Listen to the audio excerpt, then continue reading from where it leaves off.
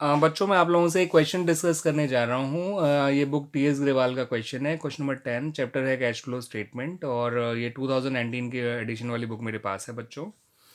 तो उसमें देखिए आपसे कहा गया है कि from the following information and balance sheet of Double Tree Limited as a 31 March 2018, यानी जो करंट ईयर है वो 31 मार्च 2018 है। वैसे प्रीवियस ईयर 31 मार्च 17 को एंड हो रहा है, यानी करंट ईयर 17-18 है और प्रीवियस ईयर जो है वो 16-17 है। आपको कहा गया है operating profit before working capital changes निकालने को। ठीक है बच्चों। तो देखिए बच्चों, जब भी operating profit before working capital changes निकालना हो तो आपको सबसे पहले निकालना होता है net profit before tax and extraordinary items, जिसके लिए आपको मैंने बच्चों कंटेंट बताए हुए हैं। अगर आपको ध्यान हो तो मैंने आप लोगों को बताया था बच्चों कि सबसे पहले शुरुआत करते हैं प्रॉफिट से, जो as per balance statement of मिलता है, ऑफ प्रॉफिट एंड लॉस मिलता है। तो देखिए यहाँ पे balance in statement of profit and loss reserve and surplus वाली हेडिंग के नोट के अंदर मिल जाएगा आपको। तो जब हमने उसका नोट चेक किया तो उसके अंदर सरप्लस दे रखा है आपको, 2 साल का दिया हुआ है, और इसमें करंट ईयर का है 170 और प्रीवियस ईयर का है 1 लाख। तो इसका मतलब ये हुआ कि 70,000 आपका इस साल का प्रॉफिट हुआ है।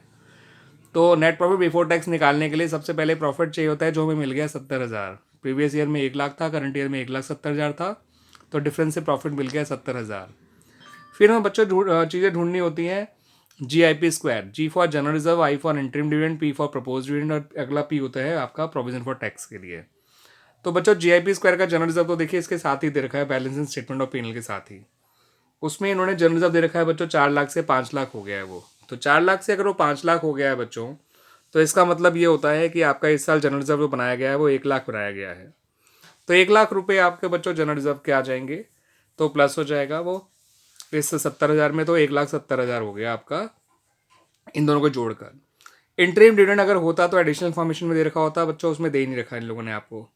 तो इंटरिम डिविडेंड आपको नहीं दे मिला है इसके अंदर। प्रपोज डिविडेंड होता तो ये भी एडिशनल इन्फॉर्मेशन में होता, तो वो भी नहीं है बच्चों इसके अंदर।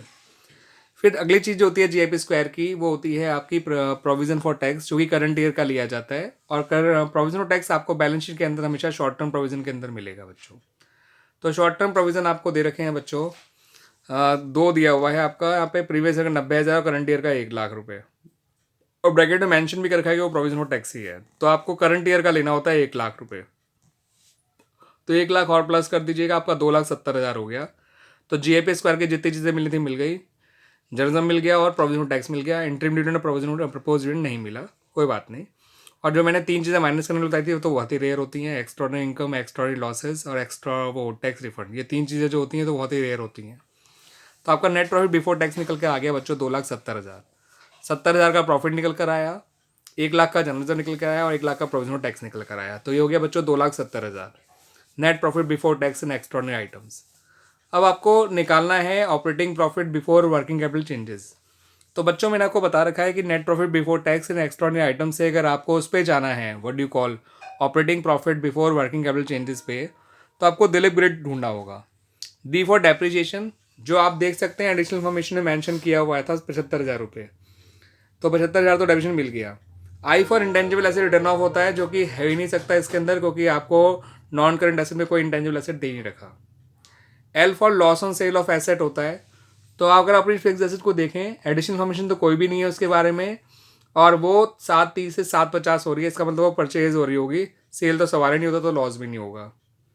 सेम नॉन करेंट इन्वेस्टमेंट के साथ आप देख सकते हैं, वो भी उल्टा बढ़ ही रही है, कम हो रही है बेशक, लेकिन उसमें ये मेंशन नहीं करेगा कि वो लॉस या सेल मानेंगे, लेकिन वो ये नहीं पता चल रहा है उसमें कि वो सेल हुआ है लॉस पे या गेन पे, तो हम मानेंगे लॉस एंड सेल हुआ ही नहीं है कोई भी। इंटरेस्ट पेमेंट अगर को मिलता डिवेंचर से या लोन से, वो दे ही नहीं रखे। ठीक है, प्रपोज डिविडेंड, वो सॉरी प्रोविजन फॉर टैक्स आपका दिलीप का जो आखिरी आइटम होता है वो भी नहीं है। तो दिलीप का तो आपको केवल कोई एक डेप्रिसिएशन मिला।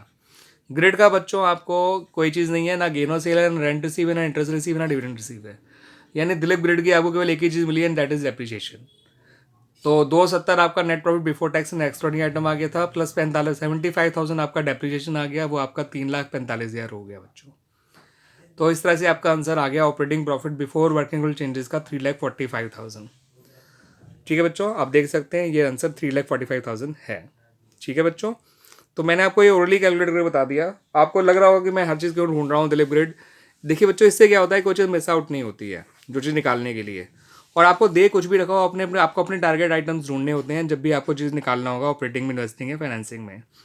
तो मैंने जो फॉर्मेट बोल रखा है उसके अकॉर्डिंग ढूंढा करिए बच्चों, कभी आपको जो है दिक्कत नहीं होगी इसके क्वेश्चन निकालने में, आपका आंसर एक बार में आया करेगा। ठीक है बच्चों, T for depreciation, I for intangible asset, L for loss and sale, I for interest payment और पी फॉर होता है प्रोविजन ऑफ बैड डेट्स। ये तो प्लस वाला आइटम हो गया। माइनस वाला item gain on sale, rent receive, interest receive, dividend receive. Grade वाला आइटम कमी होता है। और दिलीप वाला आइटम में एक तो डेप्रिसिएशन और इंटरेस्ट पेमेंट और इंटेंजिबल एसेट रिटर्न ऑफ, ये तीन ज़्यादा मिलते हैं आपको। लॉस तभी होगा जब एसेट के बारे में कोई फर्दर इन्फॉर्मेशन होगी, अदरवाइज लॉस का चांसेस कमी होगा, और ग्रिड के चांसेस भी कमी रहा करते हैं। तो बस ये बच्चों माइंड में रखा करिए, उस अकॉर्डिंग सर्च करा करिएगा, तो बहुत जल्दी आपको चीज़ें मिल जाया करेंगी। शुरू में हो सकता है आपको टाइम लगे, बट ये आपको बहुत कन्वीनियंट होगा जब बड़े क्वेश्चन कर रहे होंगे तो। ठीक है बच्चों, थैंक यू।